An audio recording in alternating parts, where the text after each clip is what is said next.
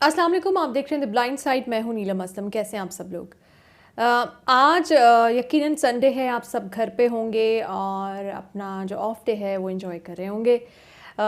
हम तो खैर आज के दिन भी महाज पर हैं, डटे हुए हैं महाज पर, हमें उन सफ़ों में तलाश कर। खैर तो ऐसे बहुत सारे लोग हैं पाकिस्तान में, जैसे हमारी फोर्सेस हैं, जैसे हमारे डॉक्टर्स हैं, कि जब सब लोग छुट्टी वाले दिन घर पे होते हैं तो भी उनको काम पे जाना पड़ता है। और ऐसा ही नेशनल हॉलीडेज़ पे होता है कि जब ईद की छुट्टियां होती हैं या किसी भी कोई भी नेशनल हॉलीडे होता है पाकिस्तान में, वो तमाम लोग घरों से बाहर निकलते हैं और उस दिन भी वो जॉब पे होते हैं और उसके बाद फिर कई बार जाके उनको ईद की छुट्टियाँ ईद के बाद मिलती हैं।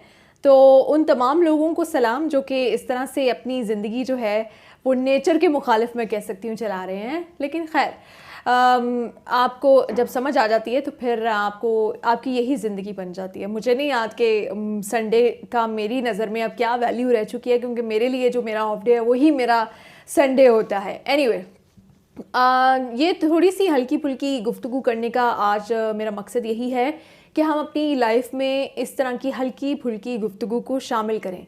हम लोग बहुत सीरियस टॉपिक्स, बहुत सीरियस चीज़ों की तरफ, बहुत सीरियस बहस मुबाहिसे, हर चीज़ को अना का मसला, हर चीज़ को जीतना है, किसी को हारना है। किसी की जीत में किसी की हार क्यों होती है, मुझे ये समझ नहीं आती कि अगर आप किसी से बहस कर रहे हैं और अगर उसके पॉइंट्स ज़्यादा बेहतर हैं, आपसे ज़्यादा लॉजिकल हैं, तो आप उसके पॉइंट्स की वजह से उसकी जीत और अपनी हार क्यों महसूस करते हैं। जब इस तरह की चीज़ें होती हैं तो फिर छोटी छोटी चीज़ों को अना का मसला बना लिया जाता है। एनीवे आज मैंने मेंटल हेल्थ के ऊपर बात करनी है। अभी आपको भी पता होगा, 2 दिन पहले ही डॉक्टर अजहर हुसैन जो कि साइकेट्रिस्ट थे, उन्होंने ख़ुदकुशी की है और ख़ुदकुशी करने से पहले उन्होंने अपनी इकलौती बेटी डॉक्टर अलीज़े हैदर को उन्होंने कत्ल किया।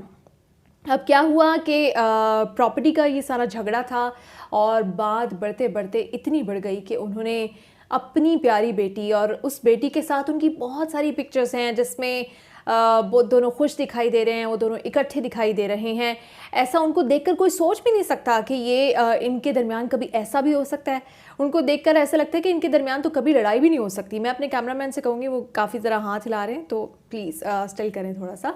एनीवे इस टॉपिक की तरफ वापस आते हैं। बड़ा ये अहम इशू है। मेंटल हेल्थ को हमारे यहाँ बहुत बड़ा टैबू समझा जाता है, बल्कि हमारे यहाँ नहीं, पूरी दुनिया में इसको उस तरह से एक्सेप्टेंस नहीं मिल रही जिस तरह से किसी भी और चीज़ को मिल रही है। मेरी नज़र में इस वक्त कोरोना वायरस से जो बड़ा ख़तरा है दुनिया को, वो मेंटल हेल्थ का है, क्योंकि उसको ना हम सीरियस ले रहे हैं, ना इस ख़तरे को महसूस कर रहे हैं, ना महसूस करना चाहते हैं, ना हम ये समझना चाहते हैं, ना इसका इलाज कराना चाहते हैं। हर दूसरे से तीसरा इंसान जो है वो किसी ना किसी तरह, मेंटल हेल्थ का ये मतलब नहीं होता, क्योंकि हमने हर चीज़ एक्सट्रीम पे जाके सोचनी होती है कि अब अगर कोई इंसान स्ट्रगल कर रहा है किसी भी चीज़ में तो वो पागल ही हो गया है, अब वो मजनून ही हो गया, अब उसको पागल खाने ही भेजना पड़ेगा। हम लोगों की नज़र में मेंटल हेल्थ के ये डेफिनेशन होती है, जबकि मेंटल हेल्थ की ये डेफिनेशन नहीं है। अगर आपका टेम्परामेंट का इशू आ रहा है या आपको कोई छोटी चीज़ ज़्यादा बड़ी महसूस हो रही है और आपके एंजाइटी इश्यूज़ हो रहे हैं, डिप्रेशन है या स्ट्रेस है, और ये ज़रूरी नहीं है कि ये आपके साथ मुसलसल कांस्टेंट एक प्रॉब्लम रहे। हो सकता है किसी एक ख़ास फेज़ में आपके साथ इस तरह के इश्यूज़ हों और फिर बाद में आप खुद ही रिकवर कर जाएं, क्योंकि इंसानी जो जिस्म है और इंसानी दिमाग है उसके अंदर सेल्फ रिकवरी का बड़ा अच्छा मैकेनिज़्म, बड़ा अच्छा सिस्टम खुदा की जानिब से फिट किया गया। लेकिन उन लोगों के लिए जो इस चीज़ को पॉइंट आउट करें कि हाँ, मुझे आजकल गुस्सा ज़्यादा आ रहा है, हाँ मेरे साथ ये प्रॉब्लम चल रहा है, हाँ मुझे हर छोटी बात ज़्यादा बड़ी लगती है, हाँ मुझे हर किसी की पॉजिटिव बात में नेगेटिविटी नज़र आती है। जब आप इन चीज़ों को पॉइंट आउट करेंगे, जब आप देखेंगे कि मेरे अंदर ये कमियां हैं या वीकनेसेस आती जा रही हैं, या मैं ऐसा हूँ नहीं लेकिन आजकल मैं ऐसा फील कर रहा हूँ, तो फिर आप खुद से सोचेंगे कि इसकी क्या वजूहात हो सकती हैं। हो सकता है आपका कोई बचपन का ट्रॉमा हो सकता है आपके दोस्त ऐसे हों जो आपको नेगेटिव कर रहे हो सकता है कि आप जो वर्क प्लेस है वहाँ पे आपको बहुत ज़्यादा स्ट्रेस मिल रहा हो सकता है कि आपके घर में कोई ऐसा इशू चल रहा हो जिसकी वजह से पूरे घर का माहौल ख़राब हो रहा हो। तो ये सारी फैक्टर्स हो सकते हैं। अब आपने अपना फैक्टर खुद तलाश करना है। अगर आपको नहीं समझ आ रही कि आपके साथ क्या मसला है और आप उसको सॉल्व नहीं कर पा रहे, रिजॉल्व नहीं कर पा रहे, तो बेस्ट चीज़ यही है कि जैसे आप बुखार के लिए या जैसे आप सर दर्द के लिए मेडिसिन लेते हैं, तो आप अपने डॉक्टर के पास जाएं, आप साइकेट्रिस्ट के पास जाएं, आप साइकोलॉजिस्ट के पास जाएं। साइकोलॉजिस्ट के पास जाने से कुछ भी नहीं होता। वो कोई आपको हिप्नोटाइज करके कोई आपके बचपन के किस्से नहीं आपसे निकलवाना शुरू कर, क्योंकि बहुत सारे टैबूज हैं, बहुत सारी कन्फ्यूजन्स हैं, मिसकंसेप्शंस हैं कि हम जाएंगे साइकेट्रिस्ट के पास, साइकोलॉजिस्ट के पास तो ऐसा होगा, उनको सब बताना पड़ेगा। नहीं, आप बिल्कुल साइकोलॉजिस्ट जो होता है, जैसे कहते हैं कि डॉक्टर से और अपने लॉयर से कुछ छुपाना नहीं चाहिए, इसी तरह से साइकेट्रिस्ट से और साइकोलॉजिस्ट से तो बिल्कुल भी कुछ नहीं छुपाना चाहिए। आप जाएं, एक डॉक्टर समझें, वो आपकी प्राइवेसी का ख्याल रखेगा यकीनन। आप उससे दिल की बात करें, आप उससे अपनी स्ट्रगल शेयर करें कि मैं इस चीज़ में स्ट्रगल कर रहा हूँ, इसको मैं किस तरह से इस पर काबू पा सकता हूँ, इसको किस तरह से रिजॉल्व कर सकता हूँ। 2-3 उसके साथ सेशंस रखें। लाइक पिछले दिनों मैंने भी ऐसा किया और मैंने एक हेल्प ली, काउंसलिंग सेशंस लिए कि ये मेरा एक प्रॉब्लम चल रहा है, मैं इसमें से कैसे निकल सकती हूँ, उसको कैसे टेक ओवर कर सकती हूँ। तो ये कोई बड़ी बात नहीं है, हमें इस चीज़ को आम करना है। हमें लोगों को ईगो का मसला जो है ना बहुत बड़ा, अगर मेरे देखें मेरे अंदर तो ये इतनी मैं कह सकती हूँ मॉरल एबिलिटी थी कि मैंने ऑन किया कि जब मैं, क्योंकि हमारी जॉब ऐसी है, उसमें जॉब ना भी हो तो हम भी इसी दुनिया में रहते हैं, हमें भी कोई प्रॉब्लम्स हो सकते हैं, हम भी आप जैसे इंसान हैं।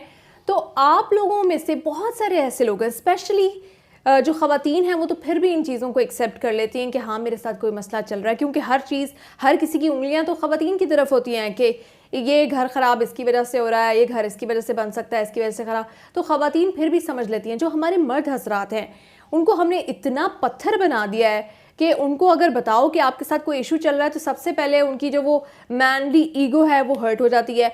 फिर वो ये कह सकते हैं नहीं, हम तो दुनिया में इतने कामयाब हैं, इतने सक्सेसफुल हैं, सब कुछ हो रहा है, हम कैसे किसी भी मेंटल हेल्थ का शिकार हो सकते हैं। यहीं से अगर आपकी ये सोच है कि हम कैसे हो सकते हैं, और नहीं हमारे जो सामने वाला शख्स है वो पागल है या उसके अंदर कोई मसला है, हमारे अंदर कोई मसला नहीं, हम परफेक्ट हैं, क्योंकि कोई भी इंसान को अल्लाह ने परफेक्ट पैदा किया ही नहीं है। परफेक्ट जो है वो सिर्फ खुदा की ज़ात है। उसके बाद जो परफेक्शन रखी गई है वो फरिश्तों में रखी गई है, लेकिन अशरफुल मखलूक़ात इंसान को बनाया गया, जिसके बारे में कहा गया है कि ये ख़ता का पुतला है, ये ख़ता करेगा, ये गलती करेगा और ये बार बार मुझसे तौबा करेगा तो मैं इसको माफ़ करता जाऊँगा। तो फिर आप कैसे सोच सकते हैं, जब खुदा ने बता दिया कि आपसे गलती होगी, आप माफ़ी मांगोगे, मैं आपको माफ़ करूँगा, दैट मीन्स कि खुदा आपको बता रहा है कि आपसे होंगी गलतियाँ, आप परफेक्ट नहीं होगे, आप में वीकनेसेस होंगी, कहीं आप ज़्यादती करोगे, कहीं आपके साथ ज़्यादती होगी। तो फिर कौन ऐसा इंसान है जो अपने आप को परफेक्ट समझ सकता है? और अगर कोई इंसान अपने आप को परफेक्ट समझ रहा है, दैट मीन्स कि फिर आपके साथ डेफिनेटली जो किसी ने पिन पॉइंट किया प्रॉब्लम, वो आपके साथ है, आपके साथ कोई मसला है, आपके साथ कोई ट्रॉमा है। क्योंकि जो नॉर्मल लोग होते हैं वो दूसरों को तकलीफ़ नहीं देते, जो नॉर्मल लोग होते हैं वो किसी की दिल आज़ारी नहीं करते, इंटेंशनली कम अज़ कम नहीं करते।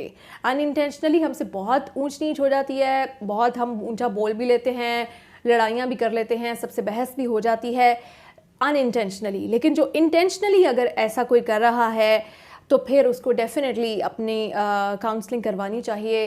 और इसके अलावा भी अगर नहीं भी है, अगर आप दुनिया से दूर होते जा रहे हैं, आपका ट्रस्ट लेवल कम होता जा रहा है, आपको बहुत हर चीज़ में नेगेटिविटी नज़र आती है, आपको हर इंसान में बुराइयाँ ज़्यादा नुमायां तौर पर दिखाई देती हैं, और जब आप शीशा देखते हैं तो आपको सिर्फ अच्छाइयाँ दिखाई देती हैं, तो फिर ये भी एक इस चीज़ की इंडिकेशन है कि आपके साथ कोई मसला है। क्योंकि अल्लाह ने आपको ही नहीं बाकी सब लोगों को भी खूबसूरत पैदा किया है। खूबसूरती तलाश करने के लिए आँख चाहिए होती है, क्योंकि कहते हैं ना कि खूबसूरती देखने वाले की आँख में होती है।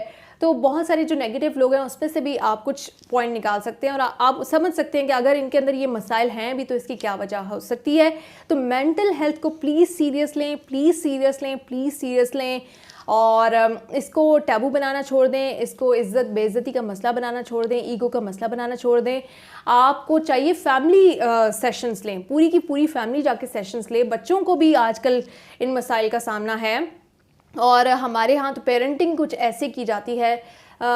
हमारे यहाँ बच्चों को, पंजाबी फैमिलीज़ में स्पेशली बच्चों को बहुत ज़्यादा प्रेशराइज रखा जाता है। ठीक है, फिर बच्चे भी बड़े होके बड़े कोई बागी टाइप के होते हैं, लेकिन आपको मैं छोटी सी एग्जांपल दूंगी जो कि मैंने अभी सीखी है पेरेंट्स के लिए स्पेशली, कि अगर आप समझते हैं कि आप बच्चों को प्रेशराइज़ करके या उनके ऊपर ज़दोकोब करके या उनको डांट डपट के उनकी तरबियत बेहतर कर सकते हो, तो ये आपकी गलतफहमी है, क्योंकि हम हर चीज़ में एग्जाम्पल लेते हैं अपने प्यारे रसूल पाक सल्लल्लाहु अलैहि वसल्लम से।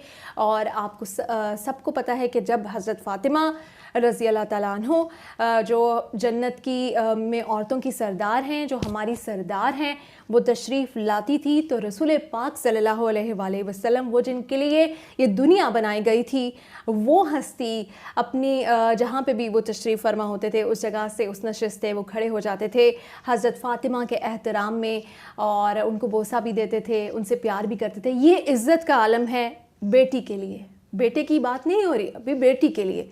तो आप कैसे कह सकते हैं कि ये जो एहतराम है सिर्फ़ औलाद को ही बुज़ुर्गों का करना है या बड़ों का करना है? ये टू वे प्रोसेस है। जब आप उनको इस तरह से अपने अमल से एहतराम करके दिखाएंगे तो वो यकीनन फिर हो ही नहीं सकता कि वो नाफरमान हो, वो फिर आपका एहतराम ही करेंगे। इसलिए ये जो अपनी मेंटालिटी है कि डांट डपट के, ज़बरदस्तियाँ करके, सब कुछ करके ही आप अपनी औलाद को समझा सकते हो और सही कर सकते हो, तो ये अप्रोच हमें ख़त्म करने की ज़रूरत है। अपनी औलाद को भी इज़्ज़त दें तो वो भी आपको इज़्ज़त देगी। उसका तो फ़र्ज़ है आपकी इज़्ज़त करना, लेकिन आपका भी फ़र्ज़ है कि उसकी इज़्ज़त करना। जो चीज़ आप उसे अपने अमल से सिखाएंगे वो ज़्यादा जल्दी समझ लेंगे। लेकिन एंड में फिर वही मैसेज कि मेंटल हेल्थ को सीरियस लें और इसको इज़्ज़त बेइज़्ज़ती का मसला ना बनाएं। बहुत शुक्रिया।